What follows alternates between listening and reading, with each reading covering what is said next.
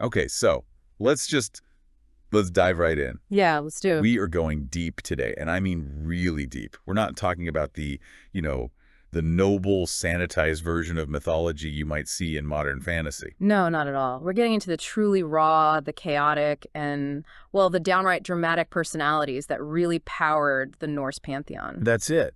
And we have stacked up some incredibly insightful sources here. We really have. We're talking historical accounts, translations of the Eddas and sagas, and some really sharp modern scholarly analysis. And they all seem to point toward one pretty inescapable conclusion. That the ancient Norse people did not invent or worship perfect heroes, not by a long shot.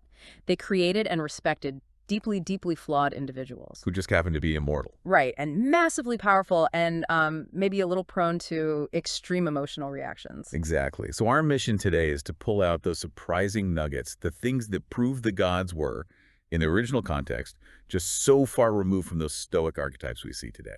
They were, and this is a synthesis I'm drawing directly from the research, chaotic, competitive, petty, and occasionally unbelievable. I love that. And this isn't just a catalog of their powers, We're really exploring why those fundamental, very human flaws made their stories so unforgettable. And so relatable, especially to a population living in a world that was, frankly, harsh and unpredictable. Right.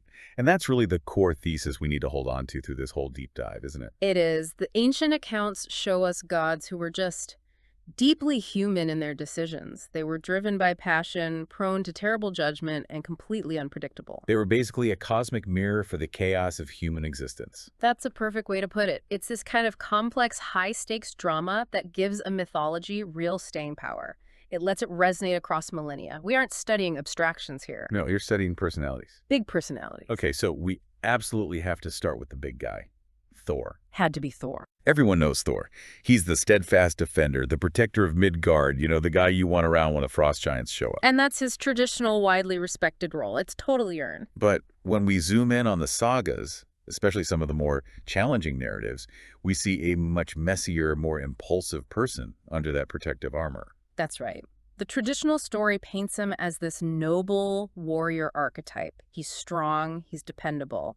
But the deep dive on Thor's personality reveals him to be, well, quite frankly, Right. ancient Scandinavia's earliest known example of a guy who genuinely believes brute force is the solution to every single problem. Every single one, no matter how minor or delicate the issue might be. It's just a systemic lack of finesse, a complete absence of a plan B. I love that line that came out of our research, that he is a deity who creates new problems by solving existing problems too hard. Yes. It's almost cartoonish, this level of overreaction, but it has these terrifying cosmic consequences. We're talking about a god who can turn a minor misunderstanding or just a simple challenge to his ego into a full-blown, mountain-shattering battle in record time. The reaction time is zero. Think about the famous tale with the giant Hrungnir, who was supposedly the strongest of the giants. Right, he challenges Odin to a horse race. Exactly. And he ends up drinking heavily in Asgard, getting belligerent. When Thor gets back and finds this giant drunk and making impossible demands, what's his first move? It's not diplomacy? No. It's not negotiation. It is immediate, overwhelming violence. He challenges Hrungnir to a duel, which I guess is sensible in that context, but the sheer, untempered rage driving it, it just speaks to this profound impatience. It perfectly illustrates his personality, doesn't it? Yeah. If your primary tool is a mountain-shattering hammer, Mjolnir, Then every single issue starts looking like a nail. the nail that needs immediate, overwhelming force applied to it. And this isn't high strategy. This is just pure, untempered impulse. And you see that impulse get exploited constantly. Look at his journey to Utgarda Loki's fortress. Oh, that's a classic. He's tricked into thinking he's lifting a kitten. And it turns out to be the Midgard serpent. He tries to drain a drinking horn that's actually connected to the ocean. He fails at all these tasks, but his failures, they don't come from a lack of power. No, it's because of his quick temper and his complete inability to even consider that a subtle, magical solution might be needed instead of just raw might. He just can't conceive of a problem he can't immediately smash. So let's talk about that instrument of impulse, Mjolnir. It's his iconic tool, right? But the sources highlight this absolutely essential and complex dual nature it had. It really wasn't just a weapon for fighting frost giants. It held this deep, really foundational symbolism for the people telling these stories. So beyond combat, what are we talking about? Well, when you study the ritual uses of the hammer, it goes way beyond that. Mjolnir served as a symbol of protection, yes, but also of marriage and fertility. Marriage and fertility, that seems like a strange combination. Think about it. The raw, destructive power, balanced by the foundational symbols of society and growth, it was used in consecration ceremonies. Consecration. Okay, that's a key word there. Our sources really emphasize how Mjolnir blessed ceremonies. It consecrated land. It ensured oaths were binding. Right. And it was even placed on the laps of brides to invoke fertility and sanctity in a marriage. It was like the divine stamp of approval on life itself. It was a tool of cosmic ordering. But then, alongside all of that incredibly sacred, life-giving meaning, the sagas consistently show Mjolnir as the go-to implement for expressing sheer rage. So it was both sacred and a tantrum tool. Exactly. As we noted, the sources essentially dropped this bomb on us. Mjolnir was also the symbol for, if something annoys you, smash it. That dichotomy is everything. The tool that blesses the sanctity of life also contains the urge for instantaneous, chaotic destruction. It's the entire range of Thor's personality, all encapsulated in one magical, oversized hammer. It really is the ultimate expression of who he is. That blend of sacred duty and the casual temper tantrum. It's what makes him feel so immediate, so real. He has all the responsibilities of safeguarding the world, but his personal coping mechanism is fundamentally destructive, rapid, and impatient. And this destructive potential, it forces us to confront a really crucial question about the relationship between the worshiper and the god. This is where the sources get really compelling. They force us to ask that synthesizing question. Did people worship Thor because they admired his strength and his protective nature? Or did they worship him because they were afraid of what might happen if they didn't? And this is more than just an academic question. It forces us to talk about the role of divine intimidation versus, say, divine love or admiration. Right. If Thor is known to be reactive, prone to over-the-top violence, and generally solves disputes by turning them into fights, then the motivation for worshiping him shifts from simple reverence to, well, pragmatic appeasement. You're just trying to keep him happy. it's less about saying, "Thank you for keeping us safe, noble warrior," and more like thinking, Please, please, please don't let your impatience accidentally flatten our crop. or cause a massive storm over our village today because my neighbor, looked at you funny. Exactly. If your worship stems from admiration, you try to model your behavior after his strength and courage. But if it stems from fear, you're just trying to manage his destructive potential. So worshiping Thor might have been a form of cosmic liability insurance against his own colossal temper. It's practical theology. You pay your spiritual dues to keep the great thundering liability happy and focused on the actual giants, rather than on your minor infractions. The sources suggest this tension, this admiration mixed with a necessary dread, made him an incredibly potent figure in their religious imagination. It makes the relationship with the divine intensely transactional and, well, practical. The ancient world understood that power, even benevolent power, is inherently dangerous. And Thor's ability to destroy is completely inseparable from his ability to protect. You can't have one without the other. So if you acknowledge that he might accidentally burn the house down while killing the rat, you're not a cynic. You're just a realist. His very humanity, his quick temper, and his reliance on brute force is what made him both revered and, yeah, slightly terrifying. So he's the divine embodiment of that brilliant, essential, yet utterly chaotic force. He's like the neighbor with a huge, powerful dog Oh, that's a good analogy. that everyone respects, but you always keep your fence reinforced just in case he decides your property line is an invitation for a territorial dispute. Exactly. That's Thor in a nutshell. Okay, so let's move from the straightforward brute force of Thor to the absolute mess of complexity that is Loki. Oh, Loki. Yeah, the sources rightly point out that he is perhaps the most difficult, the most debated, and just the least consistent figure in the entire mythology. You just can't pin him down. And that difficulty in categorizing him is his defining trait. It might even be his superpower.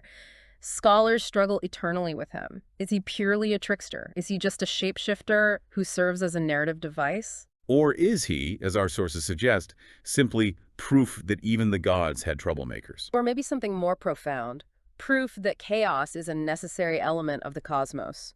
Loki consistently defies any kind of easy, binary morality. He truly is the ultimate wild card. Hmm. And his personality is so vital to the narratives precisely because you can't trust him.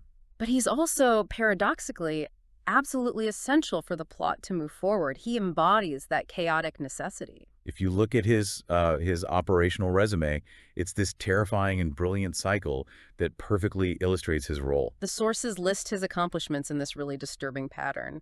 Saving the gods. Then endangering the gods. Then saving the gods again. And then eventually orchestrating the greatest tragedy of the whole pantheon. And the crowning, most magnificent justification for all of it whenever he gets called out. Claiming the previous endangerment was part of the plan. Yes, it's gaslighting on a cosmic scale.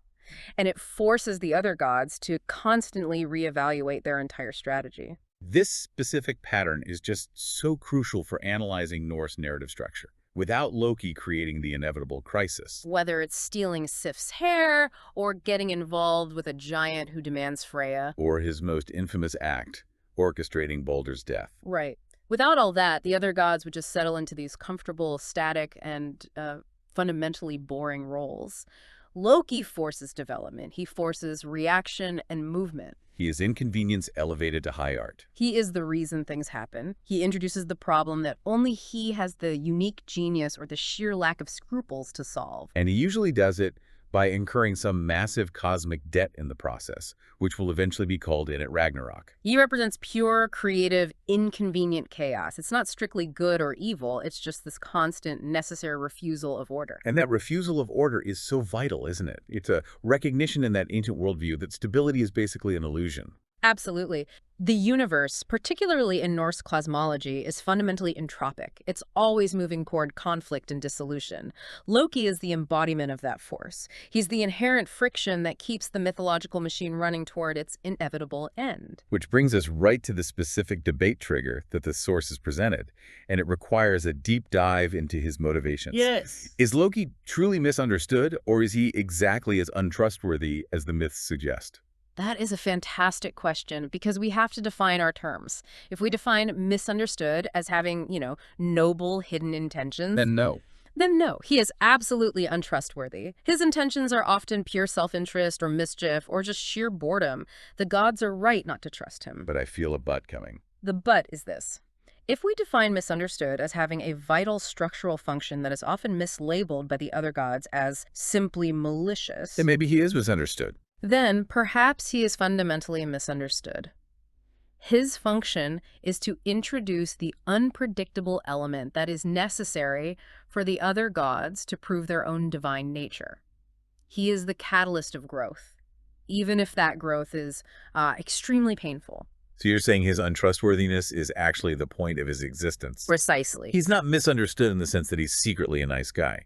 He's misunderstood in the sense that his chaos is structurally, narratively, and cosmically necessary. Exactly. His unpredictability is his utility. If the Aesir, Odin, Thor, Tyr, if they knew what Loki was going to do next, he'd lose his power. And the stories would lose their drive. He operates outside of Asgardian law. Yeah. He frequently saves them from threats that he himself may have inadvertently invited. And then he's punished, only to rise again to cause more trouble. He's the eternal, essential exception to the rule. But this raises a crucial question that the critique pushed us to address. Why do the other gods tolerate him right up until Baldur's death? I mean, that's the ultimate unforgivable crime. What are they gaining from this constant instability? Besides, some really good stories. They gain perspective.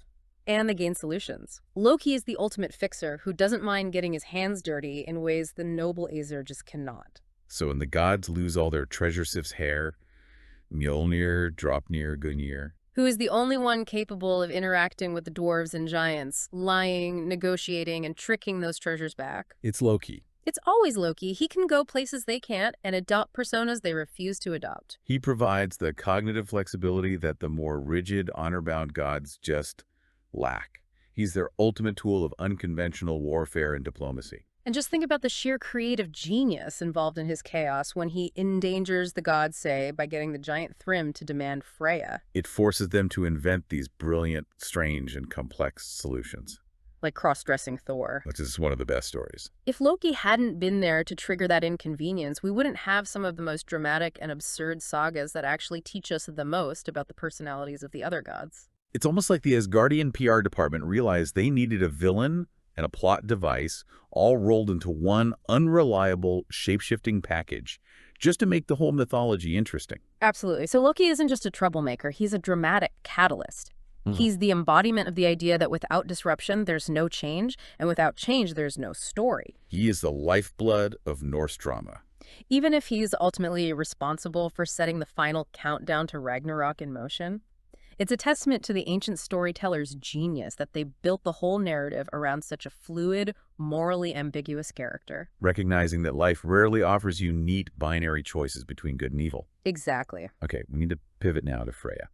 She is probably the most commonly stereotyped figure in modern adaptation. Oh, absolutely. She's so often reduced to simply being the goddess of love, beauty, and desire, which completely ignores the incredible complexity, the strategic depth, and the raw power that the sources consistently reveal. To see Freya as just a passive figure of beauty is a profound misreading of the mythology. The sources insist we challenge that stereotype because the historical evidence, particularly her role in battle and magic, it paints a picture of a strategic master. Not just an object of affection. Not at all. Okay, so let's start dismantling that stereotype. Let's look at the facets of her personality that challenge that idea of passive beauty. She's listed as a skilled warrior. Which often completely forgotten. She's a cunning negotiator. Oh. And crucially, she practices CR magic. Which the sources note was so potent and taboo that it was feared even by Odin himself. And throughout every saga, she demonstrates that she absolutely knew her worth and demanded a high price for her involvement. The warrior aspect is maybe the most overlooked. Freya is associated with the selection of the slain. She gets the first half of fallen heroes. And transports them to her hall, Folkvanger. In her realm, Sisrumnir, Odin gets the second half in Valhalla. This puts her squarely in the domain of battle and ultimate spiritual authority over human destiny. She's sharing that authority equally with the Allfather. She is not a passive figure. She is an active claimant of the highest spoils of warfare. That partnership with Odin is essential. She's a political heavy hitter, demanding reverence and resource.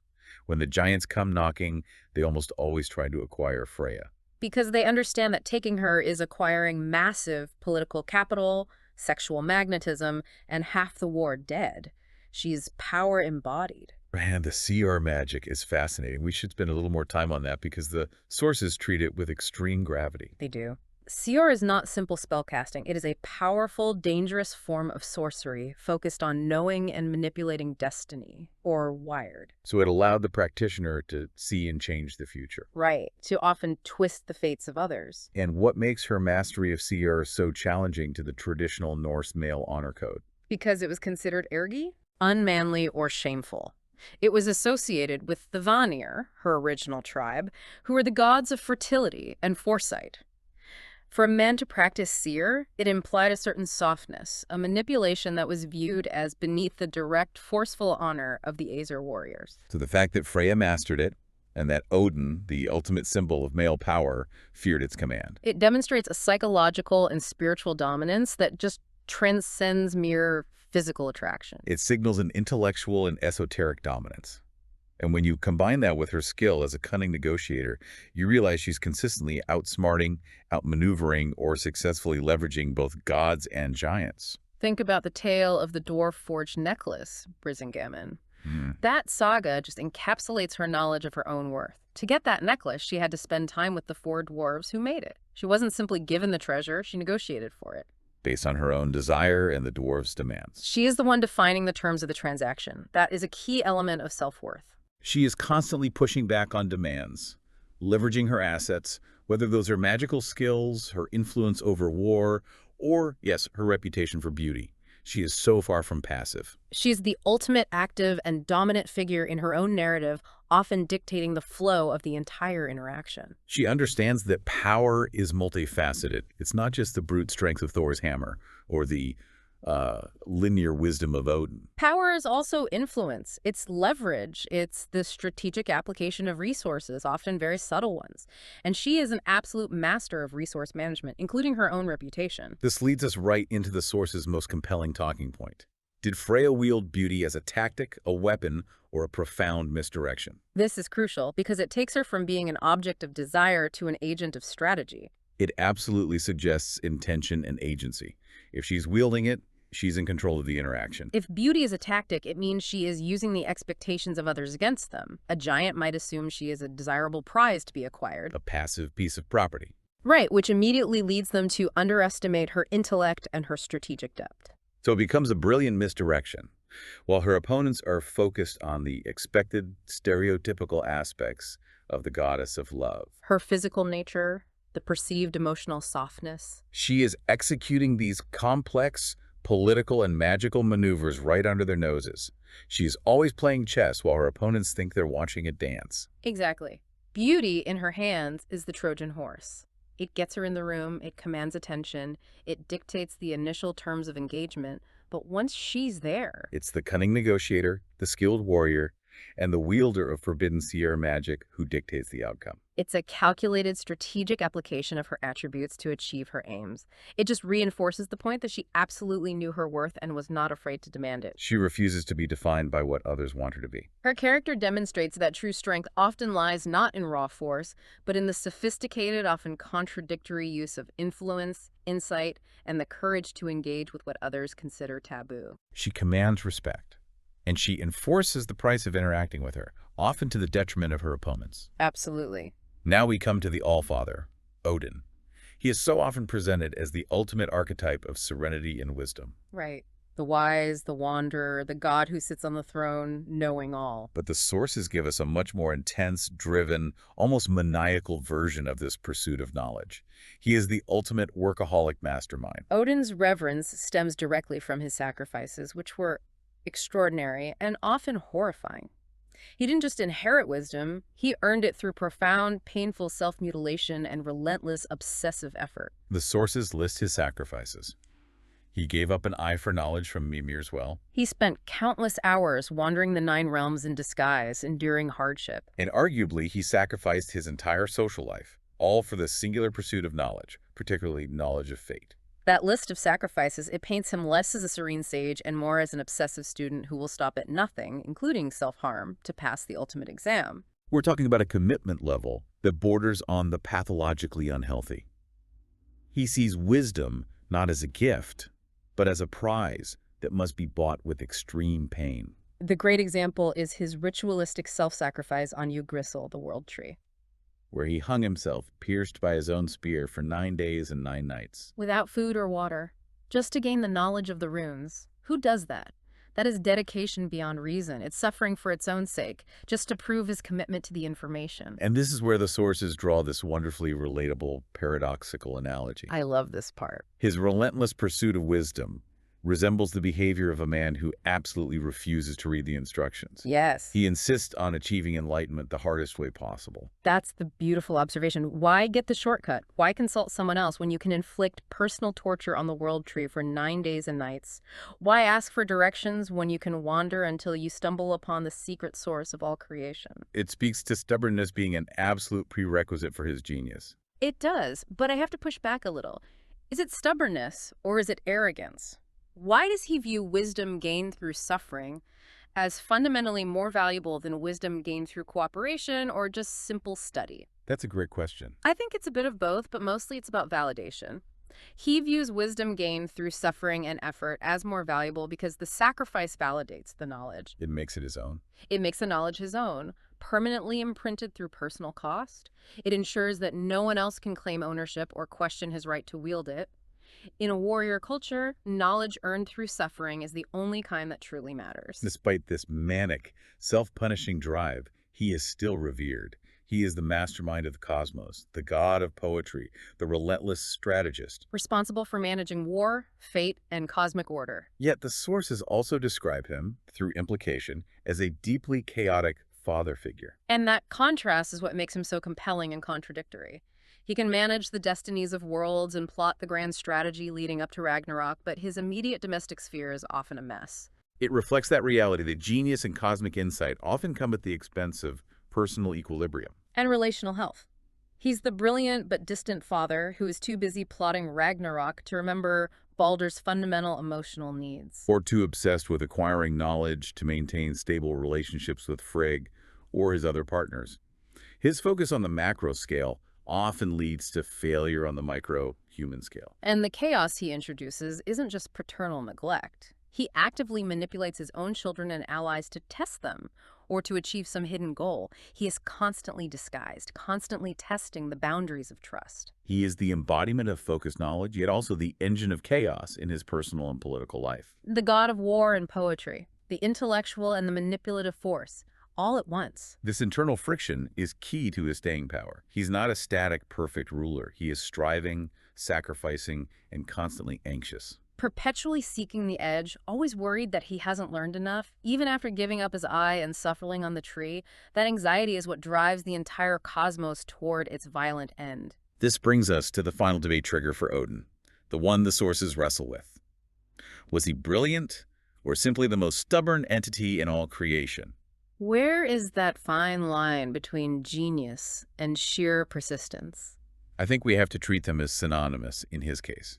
If he was inherently brilliant, why did he need to suffer so much? But if he was just stubborn, how did he achieve mastery over the runes and poetry? Good point. I would argue that the line is non-existent in his case. His brilliance is his persistence.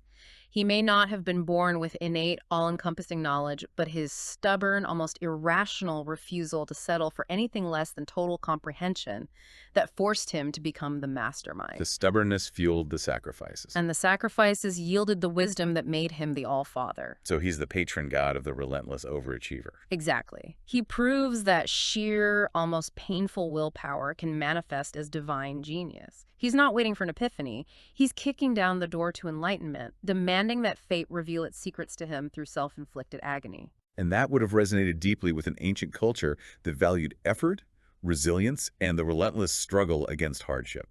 Odin's story tells them that the hardest path is often the most rewarding, even if you lose an eye and alienate your family along the way. His flaws are simply the high, necessary cost of his ultimate ambition. To stave off Ragnarok for as long as possible. Or as long as he can. So we've explored Thor's volatile brute force, Loki's ingenious inconvenience, Freya's strategic cunning, and Odin's manic, self-punishing workaholism. Now we have to synthesize this. Bring it back to the ancient Norse audience. Why did they create such a dramatic, petty, and often messy divine family? The answer has to be because ancient Norse people, living in a world defined by hardship, sudden violence, and environmental chaos, they didn't invent perfect heroes to worship. They created gods who were flawed, passionate, unpredictable, and ultimately deeply human in their decisions. This is the enduring power of the imperfect god. It's the relatability factor over perfection. If the gods were always serene, always just, and always knew the right answer, they would cease to be interesting. They'd become abstract, distant concepts rather than complex characters you invest in emotionally. They reflect the truth that sometimes life demands a bad decision or an emotional overreaction. The fact that these divine beings made mistakes, that Thor threw a childish tantrum over a stolen hammer, or Odin made a reckless bet, or Freya negotiated out of pure self-interest. It allowed the ancient person to see their own struggles, their own moral failings, and their own moments of accidental brilliance reflected in the cosmos. Think about the immense comfort that offers to a person struggling through a difficult winter or dealing with a violent political rivalry. If the supreme entities running the world are occasionally foolish, short-sighted, or, as the sources put it, hilariously unqualified for their responsibility, then maybe human struggle and imperfection aren't signs of ultimate failure. they're just the reality of power and existence. It grounds the divine. It makes the gap between mortal and God feel less infinite. The gods had depth, sometimes wise, sometimes foolish, sometimes inspiring. And sometimes they were the protagonists of a high-stakes cosmic slapstick comedy because they just couldn't get their acts together, usually thanks to Loki. That's the true heartbeat of mythology right there. These gods weren't just symbols. They were compelling, high-functioning, dramatic, and intensely human stories. And the personalities are the engine of that endurance. Thor's tantrums give us dramatic confrontation. Loki's deception provides narrative tension and forces innovation. Freya's negotiations show the value of intelligence and agency over raw force. And Odin's sacrifices demonstrate the ambition necessary for transcendence, even at the cost of sanity. Without these specific flaws and drives, without the chaos, the pettiness, the intense passion, the stories just become flat and the culture loses its mirror. It's the dramatic tension created by their imperfections that made these myths spread and last for millennia. We don't remember the perfect, serene gods. We remember the ones who screwed up spectacularly and then had to deal with the consequences using very human methods. And often, we remember the ones who solved a divine problem by using a very human, chaotic method. Like cross-dressing Thor to get his hammer back. The success isn't measured by the purity of the action, but by the sheer, desperate force of will used to overcome self-inflicted cosmic problems. And that's why we're still talking about them today. So the enduring nature of Norse mythology lies in its embrace of complexity and contradiction, ensuring that the characters, not just the themes of fate and battle, are what endure. Okay, so to briefly recap our deep dive, we found that the Norse divine pantheon was not a static collection of idealized figures. No, it was a dynamic, intensely flawed collection of high-functioning, dramatic, and often unpredictable individuals. We learned that Thor was the essential brute force problem solver who might accidentally flatten your house due to a lack of patience. Loki was the necessary chaos engine, keeping the stories moving with his glorious untrustworthiness and creative mischief. Freya was the tactical genius who weaponized her beauty and influence, wielding taboo magic to secure her worth. And Odin was the brilliant workaholic who insisted on achieving genius and cosmic wisdom the absolute hardest, most stubborn way possible. And crucially, these flaws weren't weaknesses in the mythological construction. They were the very source of their power, their narrative drive, and their relatability.